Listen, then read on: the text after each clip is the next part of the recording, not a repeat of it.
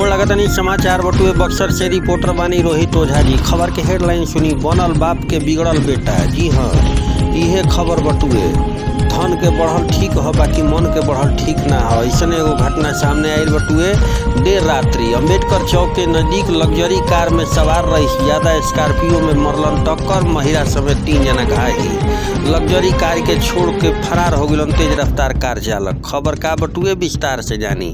नगर थाना क्षेत्र के अम्बेडकर चौक के नजदीक एगो तेज रफ्तार लग्जरी कार स्कॉर्पियो में जोरदार टक्कर मार दिलस। टक्कर इतना जोरदार रहे कि स्कॉर्पियो मौका पे ही पलट गई। उसमें सवार 3 लोग घायल हो गए। प्रत्यक्षदर्शी के अनुसार जौन लग्जरी कार में स्कॉर्पियो में टक्कर मरले बिया वो काफी तेज रफ्तार में रहे। घटना के बाद यह गाड़ी में बैठल चालक एगो अन्य युवक कार से निकल के भाग खड़ा भइलन। बाद में मौका पे पहुंचल लोग के सहयोग से स्कॉर्पियो के उठावल गईल, फिर घायल लोग के इलाज खातिर सदर अस्पताल पहुंचावल गईल। मौका पे पहुंचल पुलिस दोनों वाहन के अपना कस्टडी में ले बिया। घटना के संदर्भ में मिलल जानकारी के अनुसार नगर के पीपरपाती रोड निवासी राजकुमार वर्मा के भाई सोनू और उनकर परिवार के अन्य सदस्य विंध्याचल धाम से लौट के खाना पैक करावे खातिर रेलवे स्टेशन पे गए। लोग खाना लेके घर जाए लगो। लोग यही क्रम में अम्बेडकर चौक के नजदीक बाजार समिति रोड की ओर से आ रहा एगो तेज रफ्तार लग्जरी कार हुंडई वेन्यू इनका कार में जोरदार स्कॉर्पियो में टक्कर मार दिलस। चालक गाड़ी बहुत ही तेज गति से चलावत रहे। टक्कर के कारण जहाँ स्कॉर्पियो मौका पे ही पलट गई, उसमें बैठल 2 महिला समेत कुल 3 लोग घायल हो गए। इतना में मौका पाके टक्कर मारे वाला वाहन के चालक और में सवार एगो व्यक्ति भाग खड़ा भइलन।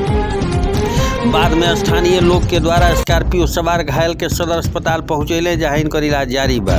हुंडई कार के बारे में परिवहन विभाग के वेबसाइट से पता लगावे पे ज्ञात भइल कि उ नगर थाना क्षेत्र के एगो मोहल्ला के राहुल रंजन सिन्हा नामक व्यक्ति के है। वही स्कॉर्पियो पीपरपाती रोड निवासी राजकुमार वर्मा नामक व्यक्ति के है।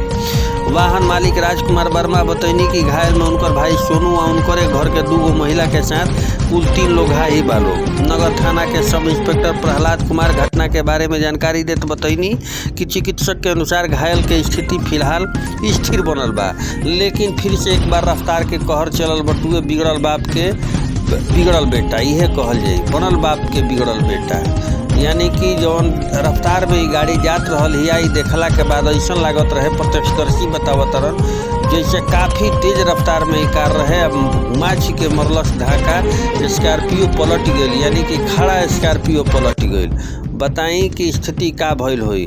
हालांकि पुलिस पे के करा के गहनता से जांच करे के चाहिए। कहीं वाहन चालक शराब के नशा पे त ना रहन, कहीं शराब के सेवन तो ना कैले रहन, यह कारण से इतना बड़ घटना दुर्घटना भइल, ई जांच के विषय बटुए। लेकिन बड़ा सवाल यह बटुए कि रईस ज़्यादा एक बार फिर अपन रईसी के दिखावे में या फिर कहीं कि दारू के चढ़ा के ये तरीका से ठोक दिले बड़े।